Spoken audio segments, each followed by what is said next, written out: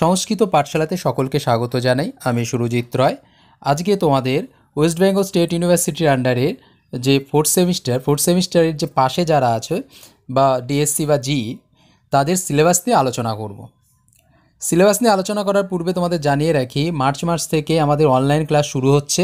তোমরা যারা online class করতে চাও তারা এই হোয়াটসঅ্যাপ নাম্বারে আমাদের সঙ্গে যোগাযোগ করতে পারো, অথবা আমাদের গ্রুপের হোয়াটসঅ্যাপ গ্রুপের লিঙ্ক রয়েছে, সেখানে গিয়ে তোমরা আমাদের হোয়াটসঅ্যাপ গ্রুপে জয়েনও হতে পারো। আর এই অনলাইন ক্লাসের ফিস, পুরো সেমিস্টার ফিস হচ্ছে 500 টাকা। একবারই পেমেন্ট করতে হবে, প্রতি মাসে কিন্তু পেমেন্ট করতে হচ্ছে না।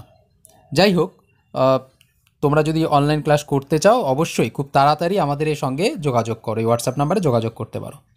আচ্ছা, যাই হোক, দেখে নাও তোমাদের ফোর্থ সেমিস্টার সিলেবাস কী থাকছে। ফোর্থ সেমিস্টারে কিন্তু সম্পূর্ণটাই তোমাদের ব্যাকরণ থাকছে, ঠিক আছে?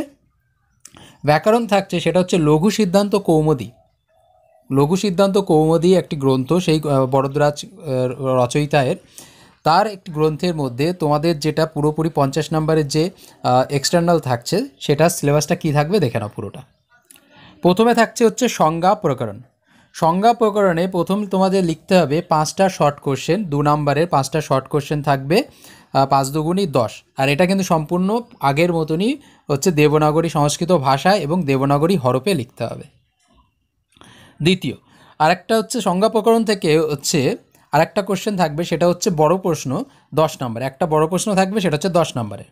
তাহলে এখানে টোটাল 20 নাম্বার থাকছে সংজ্ঞা প্রকরণ থেকে, 5টা শর্ট কোশ্চেন আর একটা ব্রড কোশ্চেন। এরপর আসছে ইউনিট 2। ইউনিট 2তে আসছে সন্ধি প্রকরণ।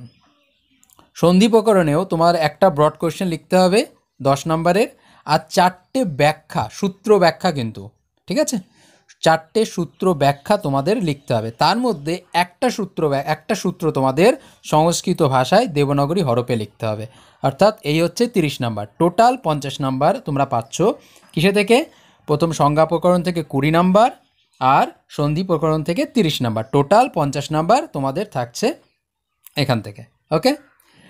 আর ইন্টারনাল তোমাদের থাকবে কারক প্রকরণ এখান থেকে, ঠিক আছে? কারক প্রকরণ থেকে শুধুমাত্র ইন্টারনাল থাকবে, কারক প্রকরণে আর কোনো এক্সটার্নালে কিছু থাকছে না, শুধু ইন্টারনালের জন্য এটা থাকবে, ঠিক আছে? এই হলো তোমাদের সিলেবাস। আশা করি যদি তোমাদের বুঝতে কোথাও অসুবিধা হয় তাহলে অবশ্যই আমাদের কমেন্ট করে জানাও, আর আমাদের এই হোয়াটসঅ্যাপ নাম্বারে অবশ্যই যোগাযোগ করতে পারো।